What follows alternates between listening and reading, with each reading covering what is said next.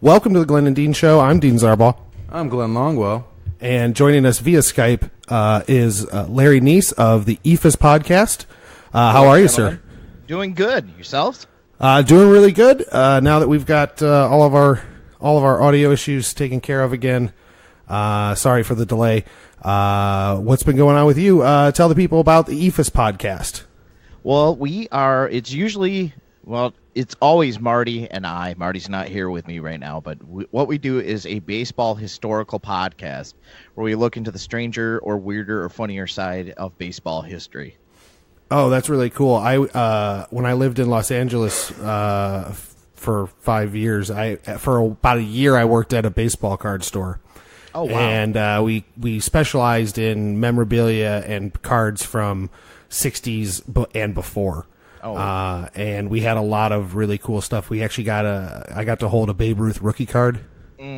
That was, it was graded. I think I'm trying to remember if it was PSA graded. It was a graded like 1.5. It was a very low condition, but it was still worth like $15,000 or something like that. It was just like, just to see like how thin he was and how he was a pitcher and all this. I love baseball history. What's one of your favorite topics that you've covered so far? We just did one on the 1968 World Series and how Ernie Harwell of the Detroit Tigers, who was a legendary broadcaster for them, but this was 7 years into his career with Detroit, and he was put in charge for the 1968 World Series to pick the three people who would sing the national anthem for this series in Detroit. So the first one was a pop singer. I can't remember her name offhand right now, but she did "Baby, It's Cold Outside." Okay.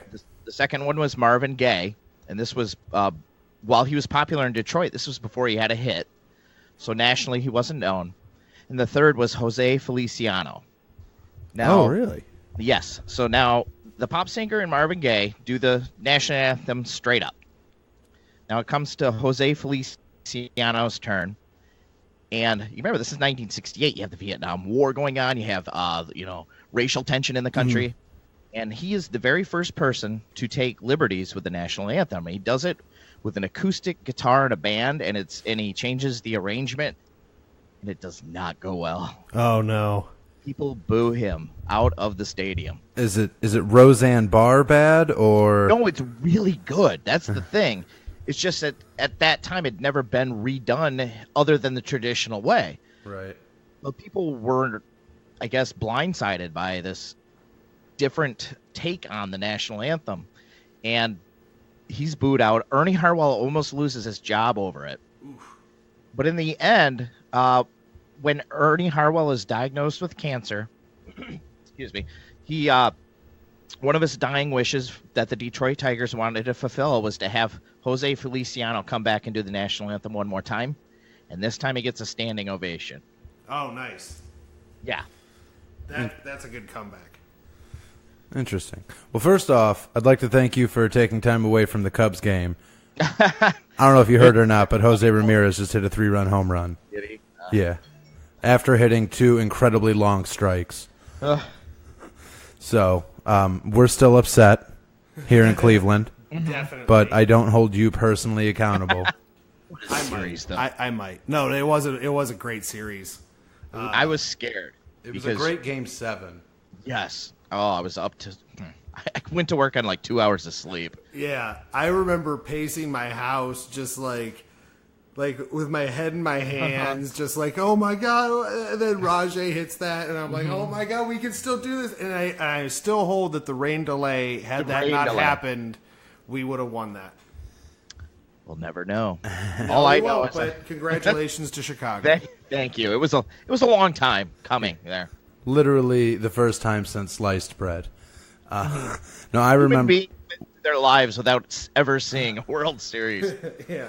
Well, right now, I think my grandma is the last person that saw Cleveland win one. Wow. Well, you guys are overdue. Yeah, well, we'll see.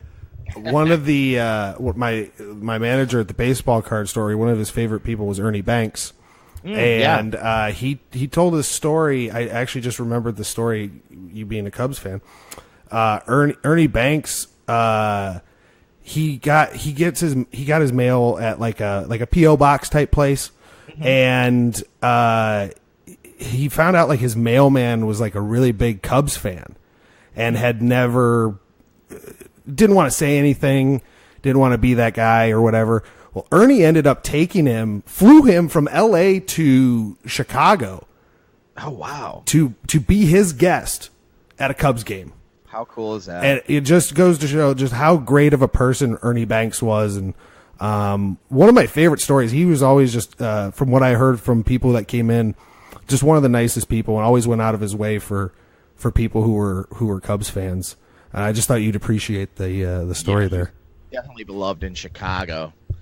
And it's funny you bring up Mailman. It brought to mind, I think it was the Harry Carey episode we did, and we play this video, and there's a home run hit out of the park, and a mailman retrieves it, and he holds it over his head, and he's waving around, and they all catch this on camera. When he gets back to work, he's reprimanded for going off of his route. Oh no! And how do you fight that? You're on camera. Well, luckily it's a government job, so it's a slap on the wrist. Yeah. So what made you guys decide that you wanted to do the Eephus podcast? And specifically, where did you decide you wanted to name it the Eephus?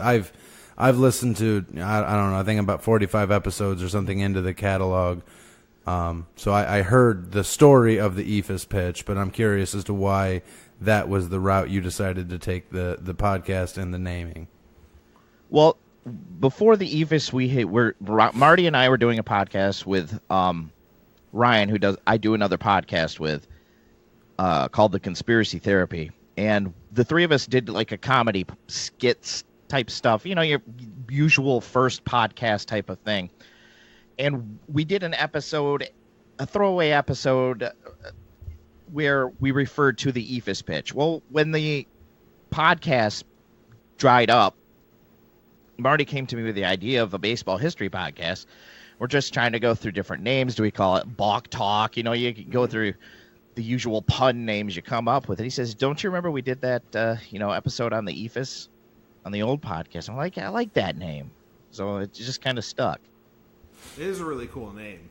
It's a really cool pitch, too, if you watch it. Oh, I love watching that pitch. That's one of my favorite things to watch. When it's used perfect. Oh, man. It was funny because I don't remember now why I decided I was going to do it, but I just went into my podcast thing and typed in baseball history podcasts, and you guys were one of the top three that came in, and then Fade Away and Dead Ball were the other two. Dead Ball is great. Dead Ball is good. We're gonna have them on sometime next month, I think. Even though they're Cincinnati fans, which is gross. Yeah, I agree. Yes, that's actually your hatred of Cincinnati is why I forgave the Cubs fan thing. Because as Dean and I used to do, White Sox as well. Oh God, don't even get me started. Actually, that's another thing. But we used to do comedy together. Every now and then we'll still do stand up. But that was one of the jokes that I had was that the three worst cities on the planet are Baghdad, Gaza, and Cincinnati. And then in the Dead Ball thing, the guy, Tim, was like, oh, I'm sorry, guys, that I post all this red stuff. And I was like, we don't care about that. It's the White Sox we hate. Yep. But, yeah, anyways, so I listened to an episode of, I think it was Fade Away, where he was talking about the Jewish first baseman on the Tigers. Hank Greenberg. Yes. Yeah.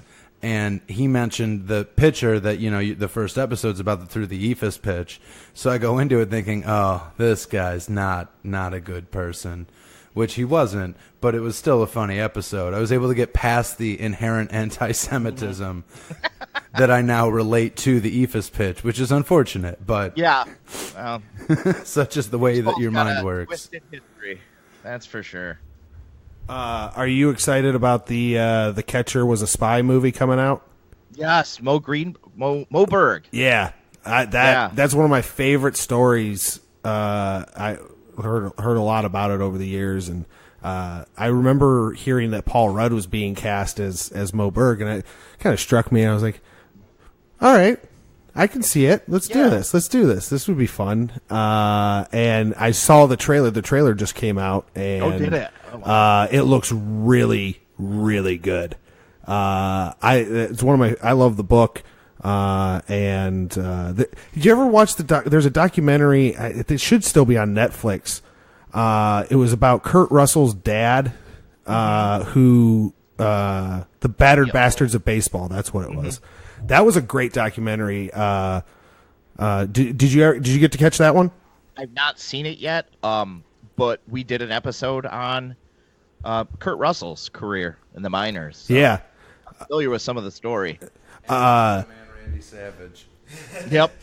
It's really interesting, the everything that happened up in the Pacific Northwest in the day. Like, they had everybody. Like, I think Jim Bouton was even a pitcher at one point for them, and they had to go into the whole the ball four controversy because he wrote the book that he got banned from baseball because he basically smeared the name of Mickey Mantle.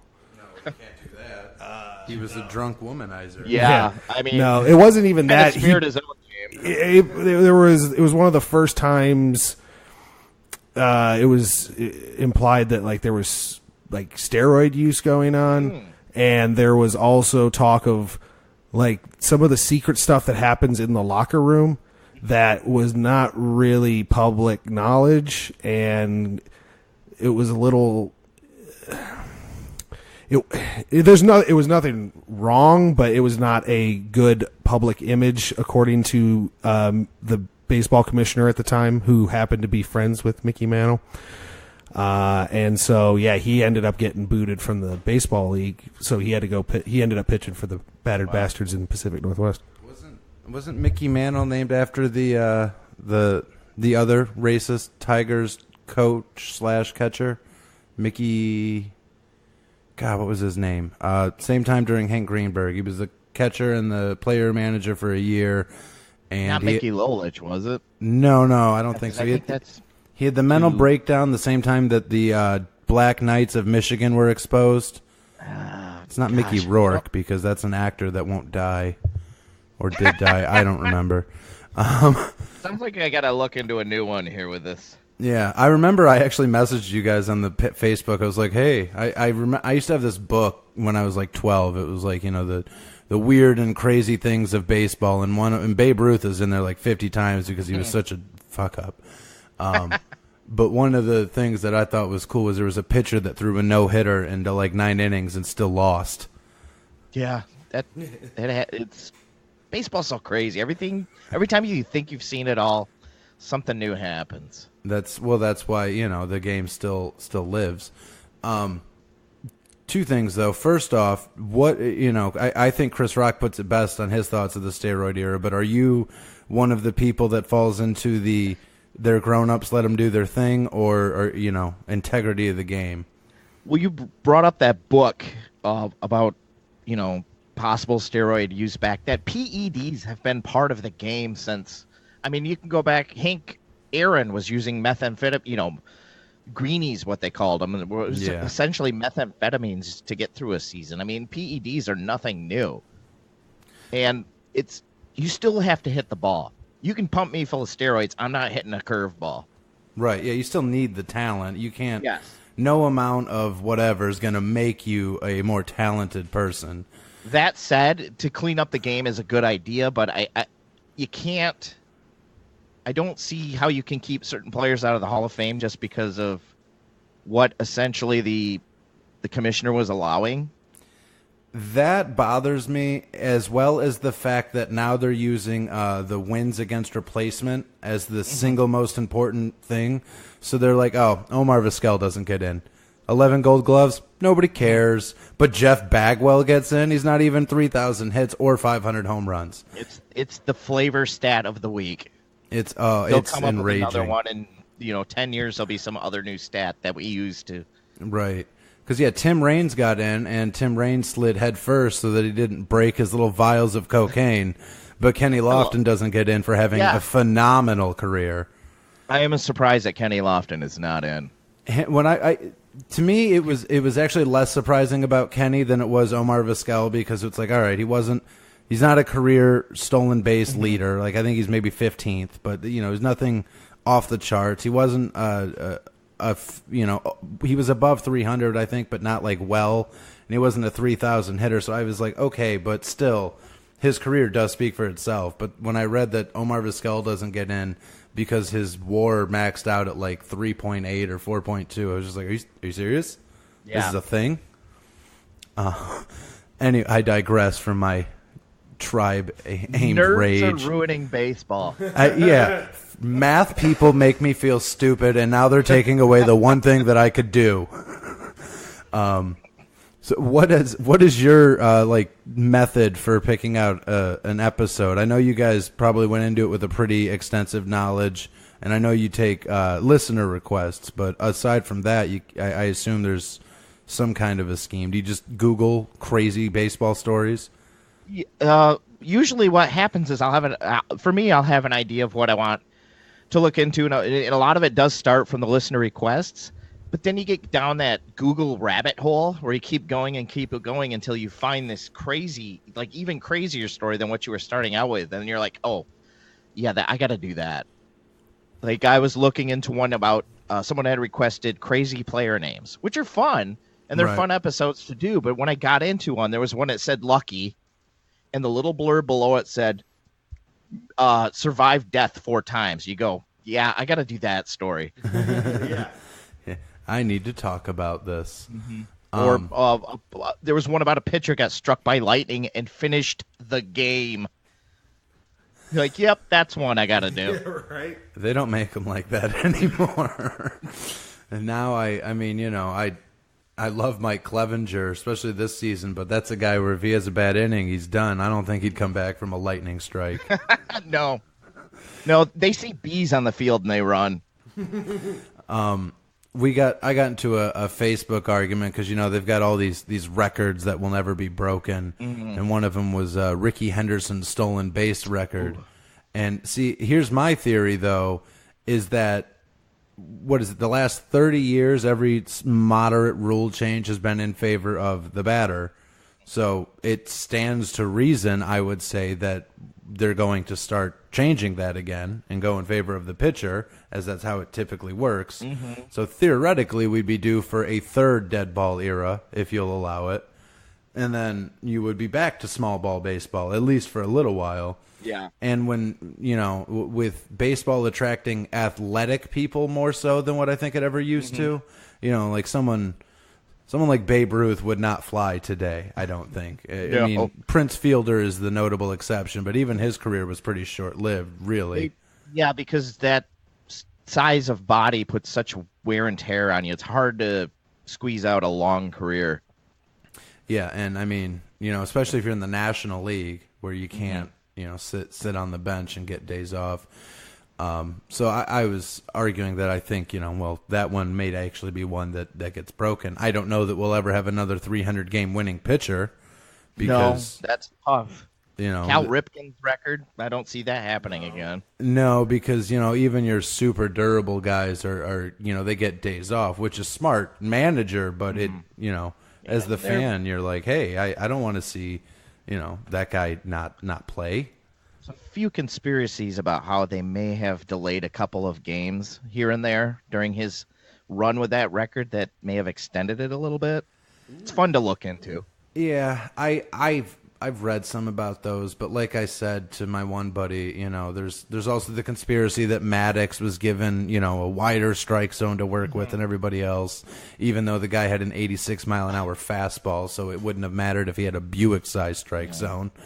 The guy could just pitch. Right, he was just a master at making you hit a crap pitch, and that worked for him.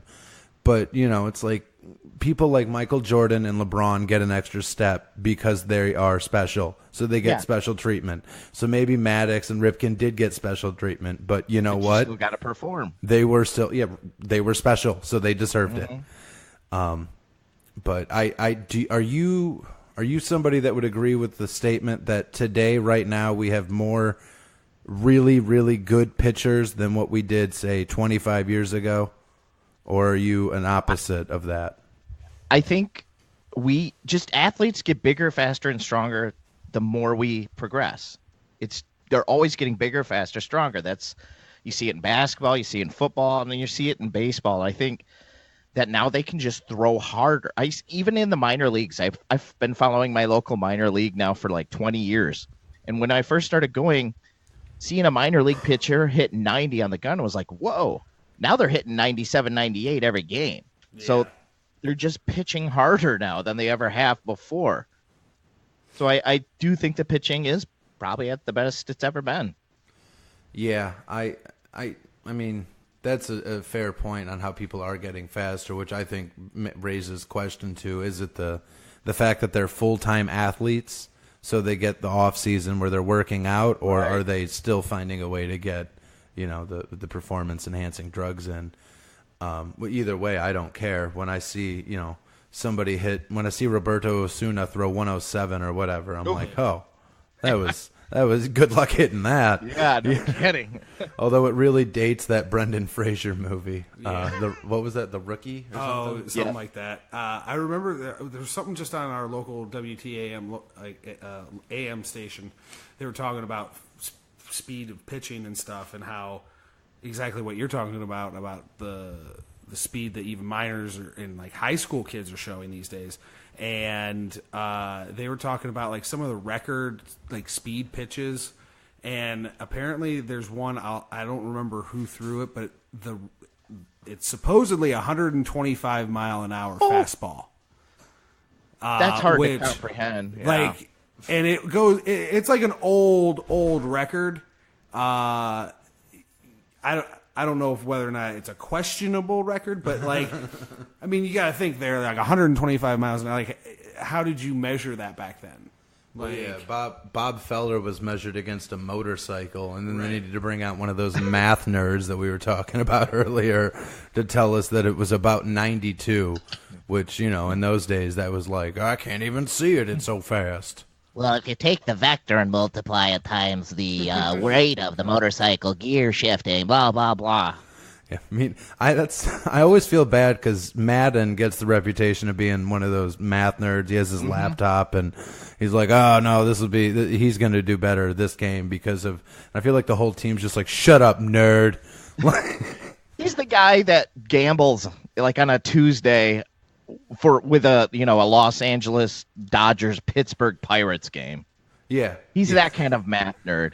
Yeah, he's like, the pitcher. This is how he pitches on artificial turf on Thursday nights.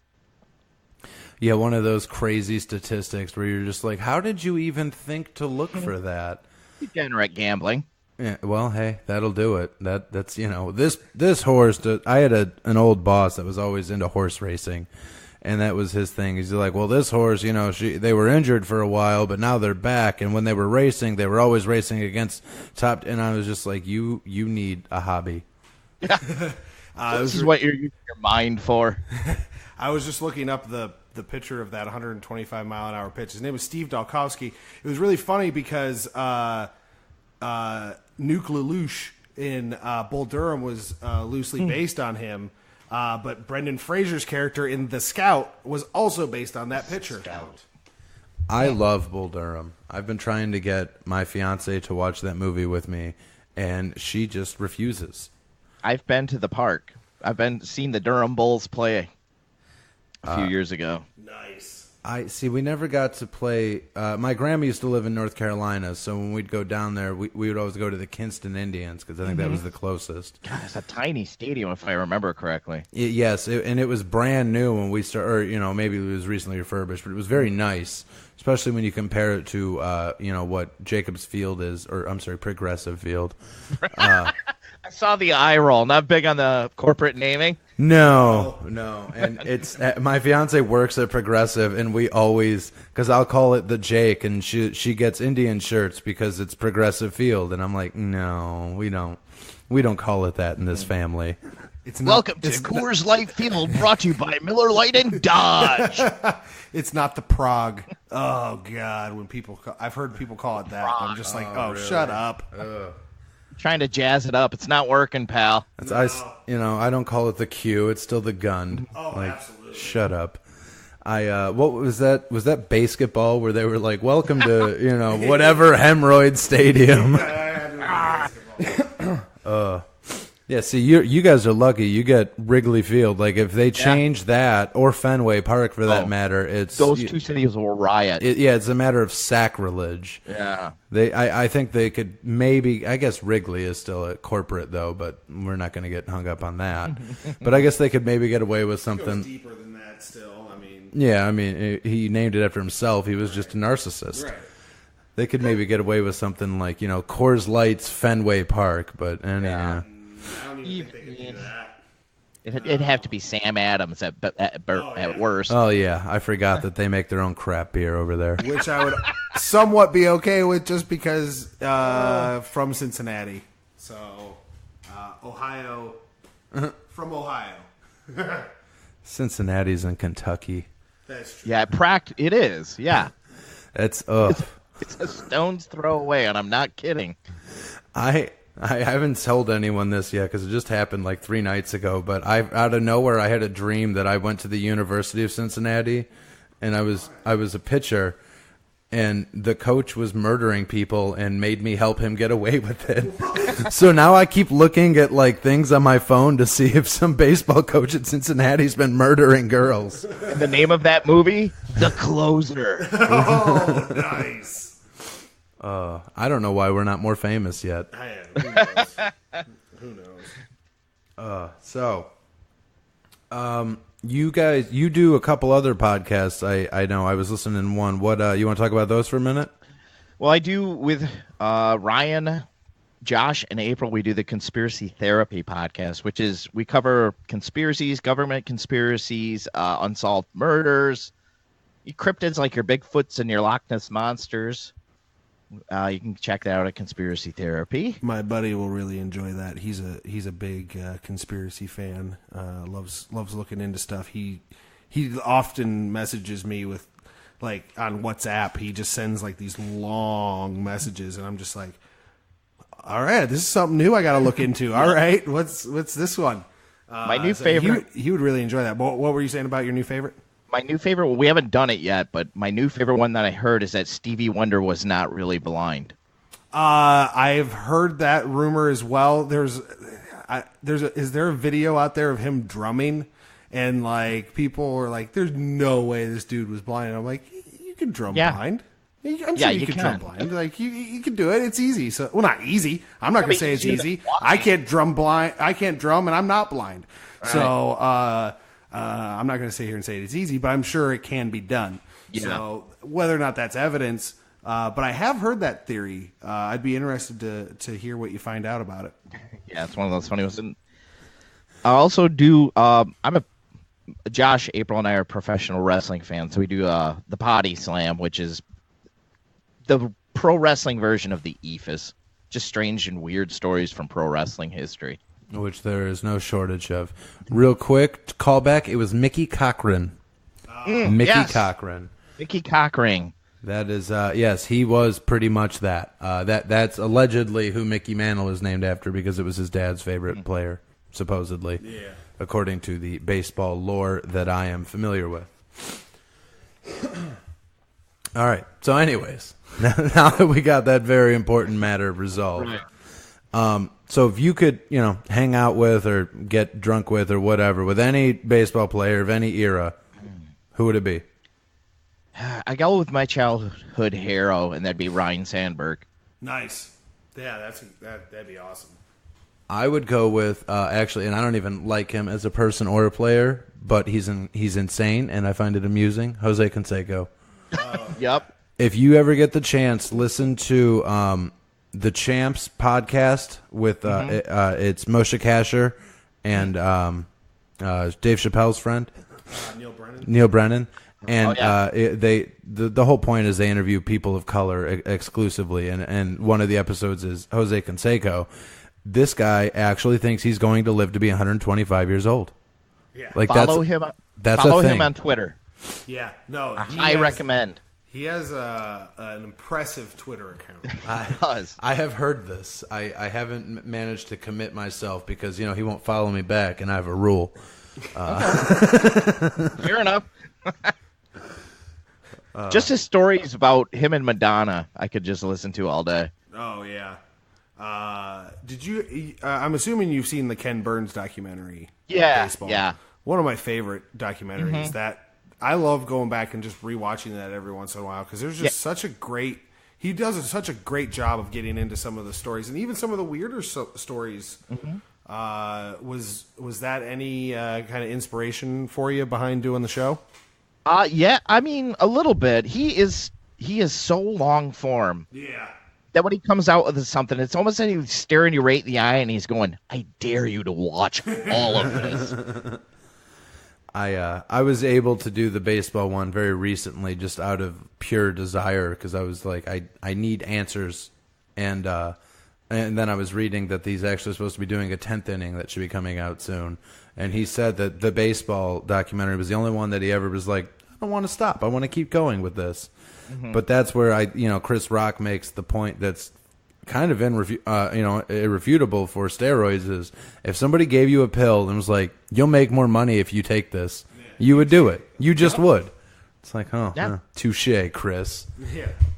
I would love to see him come back and do some more and cover some of the stuff that's happened, especially this last the World Series between the Indians and the Cubs. That'd be really cool to see in documentary form. Yeah, for sure. Just the history of the two teams and how long it had been since the World Series for both of them. It was just a great series. I also love that when you guys were doing your Cubs fangirl episode, that was you made the comment of, hey, did you know that whoever wins this is going to be breaking one of the longest streaks in baseball? Because if they had announced that one more time on TV, I was going to lose my damn mind. Yeah. I was at the point where I was just like, you know what? I don't even care. I hope there's some technicality that neither team wins. like somehow the Pirates get it. A Noah's Ark rainout type situation. 40 days and 40 nights. I still, this April in Cleveland has really made me question why they won't build a retractable roof stadium here. Oh, yeah. Because you guys get pretty much the same weather we do, maybe a little bit more intense. I know you're Michigan, but that's still... Yeah. Well, the lake protects us from a lot of the snow because it hits Lake Michigan, it kind of dies out, and then builds up again once it passes our side of town.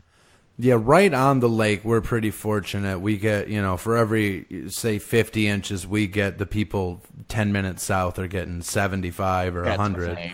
And, they deserve it. Because their towns suck. Midwestern winters make you question life. Why anybody chose to settle here. I wonder that every winter. I'm like, why?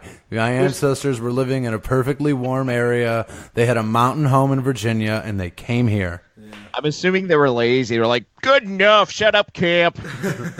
Just like, I'm sick of it. The horse died. We live here now. We can deal with it. I didn't want to see the sun once in a while. Yeah. Well, everybody would live in California if that was the case. Yeah. Well, yeah, London has this reputation for being one of those terribly cloudy cities. And the other day we had an overcast that just would not die. And I was messing around on my phone, and London was 10 degrees warmer and sunny. Yeah, it's because of the royal wedding. Duh. I was so mad. Of course. I was glued to that. Oh, totally. Yeah. I got up at 5 a.m. or whatever time that was and had a crown on and everything. Nope. I got up at 4 o'clock in the morning and started my day of not giving a fuck. Can I say that? Yeah, you're you good. Can say whatever. I don't care. We weren't sure if we should swear if you wanted to plug it on yours, but, I think I did earlier because I'm a child. I get yelled at all the time for swearing in front of my son. I'm like, he's 3 months old. He doesn't care what I'm watching. Yeah. We just finished Ash versus Evil Dead. He fucking loved it. Which he did because, it's moving pictures. Now you're moving on to Dexter, right? I hate Dexter. I know. We're not going to get into that right now. I felt like an idiot. I didn't know Michael C. Hall was English until they made that new thing with him, and I was just like, wait, because I never Googled him because I hated Dexter so much. I just didn't care. That's how I felt when I found out House was, and I know he has a real name, but I just call him House. Yeah. Hugh Laurie. Yeah, I love him. I love He's him. House. I saw him live in concert as he plays blues and jazz piano live. Actually, Really? Yeah, and he's actually really good. He brought out was it John Maynard? I think that was the name. Tool? No.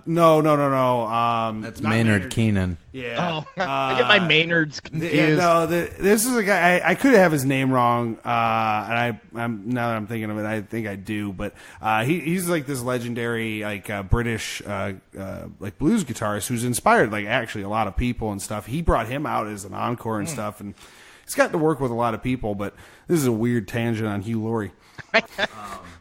Well, real quick, we'll end it, but I do have two things. One, if you love 80s British television as much as I do, watch Blackadder, because I've heard that's really good, yeah. well, Hugh Laurie is in the last two seasons, or series, whatever, and, you know, when you see him, House is the know-it-all dick, and then in Blackadder, he plays this complete and utter moron, and it's hysterical.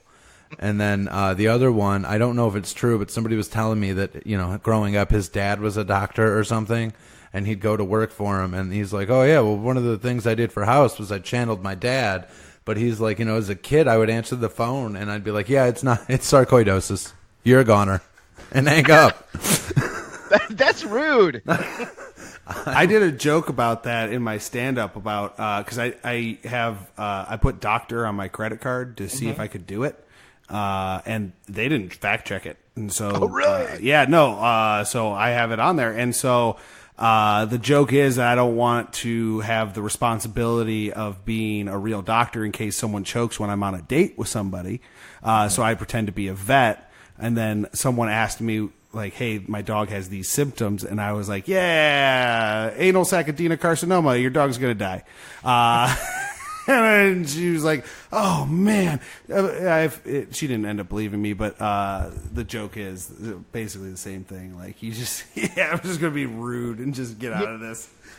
The thing to stay away from is WebMD. Oh, God. Because no matter what you Google, you got like cancer of the epilepsy. Right. Oh, God. Like, the first thing that should pop up is hypochondria. It would solve so many issues. Yeah, you suffer from hypochondria. You type in, like, I have a fever and a runny nose and a sore throat, and it doesn't say cold. It's like, you've got AIDS. You have AIDS of the testicles. Right. Just a touch of the AIDS. You'll be all right. Drink some orange juice. So, real quick, we're going to start wrapping up here in a second. But do you have any great stories that you either haven't been able to make it into an episode, or that you've decided for whatever reason aren't an episode that you want to talk about to our loyal fan base? We want to get to Billy Martin. Oh yeah, but there is so much there that when I start doing it, I get depressed. Because if you know his story, it's not pretty. It is so daunting to look at all that, because it's I know it's going to be a great story, but there is so much there, and how the alcoholism and how he dies, and how, his he may have been kind of racist if you look how he treated Reggie Jackson, and there's so much there, and I know it's going to be good. I got to take that first step and just start digging into it. I feel like you could describe most baseball players up until about 1985 as probably racist. Yeah. And then you've got... They all would... Yeah, spring training was how you got into shape back in the day. Yeah. And that was where you stopped drinking a case and went to a 12-pack. Yep. Alcohol very, very involved in the early... Like, Wade Boggs! I used to have an old Wade Boggs card, and I was amazed at how much we look alike. Like, just the fat, the double chin, the neck beard, the, grizzled. Like, 120 beers in a flight. Yeah. Yes. Like, this is one of the best hitters ever. Yeah. We did a Wade Boggs episode. They did on that, on specifically his drinking. Nice. Yeah, that dude. And bucket of chicken. Yeah. A bucket of, before every game. I feel like Wade Boggs was a classic guy. You know, he'd have some scotch with his chicken. I love. Have you ever seen the TV show Psych? Yes. Did you ever see the Wade Boggs when Wade Boggs came in? No. He did a cameo. They did a baseball episode, and Sean's explaining to Gus, like, this is Wade Boggs, man. He ate a bucket of chicken before every game, and Gus is like, grilled or crispy? He's like, crispy. All right, that's impressive. For an athlete to be fueled on beer and chicken. I feel like it seems like only Ludacris can be fueled on beer and chicken and perform at such a high level. we're using athlete very loosely in these terms. Yeah. But the guy could hit. I will give him that. That's why if you look back at the the first 2 seasons or whatever of the Tampa Bay Devil Rays, it is amazing that they were so bad. I mean, they had everybody in the twilight of their careers, but it's just 9 players and 5 of them are Hall of Famers. Yeah. It was a museum. It wasn't a baseball team. It was a museum. It was basically a future exhibit at Cooperstown, yeah. Except for Fred McGriff, I think, is also in the Hall of Fame, and his numbers, again, not that impressive. Jeff Bagwell-esque. Yeah, Bagwell was a big surprise to me. I hate Jeff Bagwell. I don't have a reason. I think maybe a girl that I dated really liked him or something. I'm not sure. I'm not sure what it was, but at some point I just decided that I hated his stance. I hated how he swung the bat. Everything he did was wrong, and he was at best a very good player. Such a dude thing. Your girl says, "I find him cute," and you're like, "Fuck that guy." Jim Thome swings circles around that big-eared fuck. Speaking of Jim Thome, his biggest fault is that he still works for the White Sox right now. Well, we can't all be perfect. Yeah. Well, I always thought it was interesting that any show that takes place in Illinois, they're always Cubs fans. But, You're not going to admit being a White Sox fan. Well, you would think Roseanne would. No, she's a Cubs fan. Yeah, well, in the show, yeah, anyways. In the show. But, for not that I dislike the show at all, but for such a family that was the quintessential white trash, they should be White Sox fans. Because they would be the family sitting next to that father and son that jumped out on the field and beat the shit out of that Royals coach. By the way, that kid, I found out when I looked into that on that episode, he went on to try to have a rap career. Yeah. Oh, no. And I found his music on SoundCloud. Oh, my God. It exists. That's a thing, Tom Hanks' son. Yes! One of those things I forgot about, but yeah, Tom Chet Hanks. Hayes. I blame Trump. I know this all happened before him, but I'm still blaming him. Yeah, why not? Yeah. Sure, whatever. Who's going to stop me? Yeah. So, anyways, where can everybody find you at and your existing body of podcast excellency? Oh, easy. EephusPodcast.net. That'll direct you right to the site. That's where you can find on iTunes as well and Stitcher. Conspiracy Therapy and Potty Slam as well, both on iTunes and Stitcher. And all that can be found on the Beer City Media Network at Beer City Media on Twitter for all that info. Eephus, for anyone not in the know, is EEPHUS, I believe. Yes. Yeah. I would like to have a spelling contest on that and see how many different ways people would misspell that. That'd be a fun one. Yeah. Have people write in. That'd be a good one. Oh, just look at the YouTube comment. When you type in Eephus pitches, you'll see, there's 6. They all take it to the same video, but my favorite was EOUFUS, and I was like, what? Wow. Eephus. Was this a Russian person? It was Kevin Youkilis trying to spell Eephus. Just I have to include every vowel in every word. Yeah. Nope. Turns out it was Brett Favre trying to spell Eephus. Oh, God. Poor Brett Favre. Yeah.